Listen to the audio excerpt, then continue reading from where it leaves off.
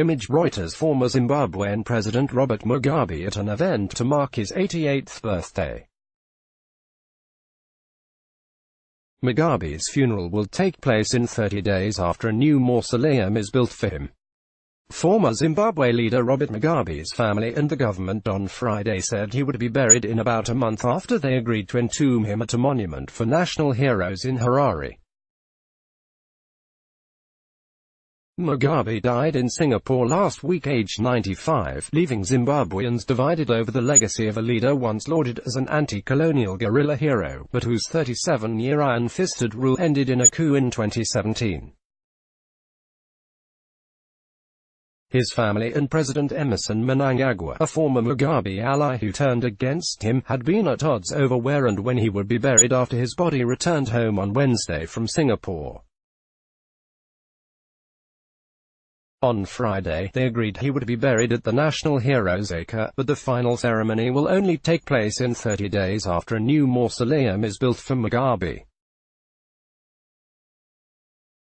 The government, the chiefs, the traditional leaders, went to the Heroes Acre. They showed each other where President Mugabe is going to be buried, and that place will take about 30 days to complete, his nephew Leo Mugabe said.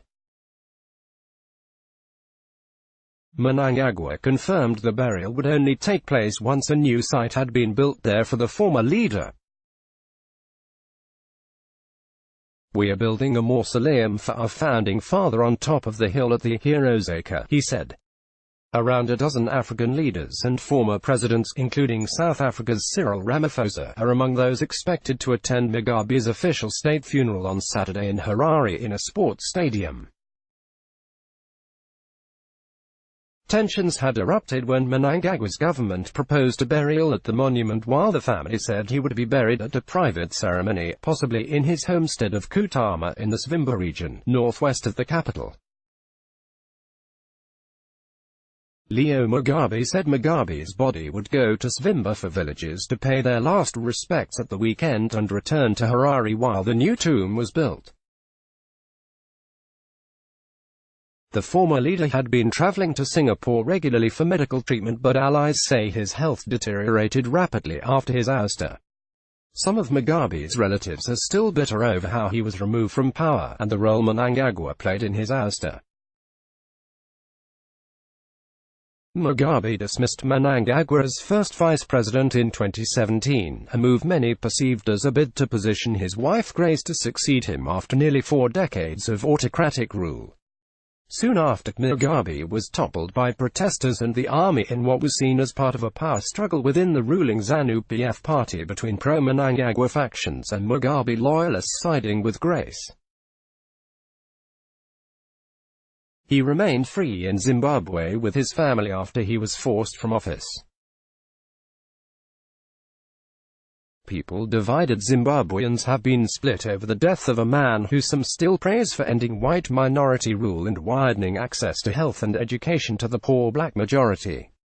But many Zimbabweans remember his tyrannical leadership and economic mismanagement that forced millions to escape a country ravaged by hyperinflation and shortages of food, drugs and fuel. "We are happier now that he is gone. Why should I go to his funeral? I don't have fuel," said Constance, 52, a Harare housewife.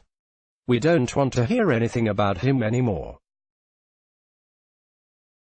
He is the cause of our problems." Mugabe's legacy is also marked by a crackdown known as Uruhundi, which killed an estimated 20,000 alleged dissidents, and his violent seizure of white-owned farms that made him an international pariah. Mnangagwa himself is under pressure after promising a new post-Mugabe era of more investment and jobs after he came to power, with little success.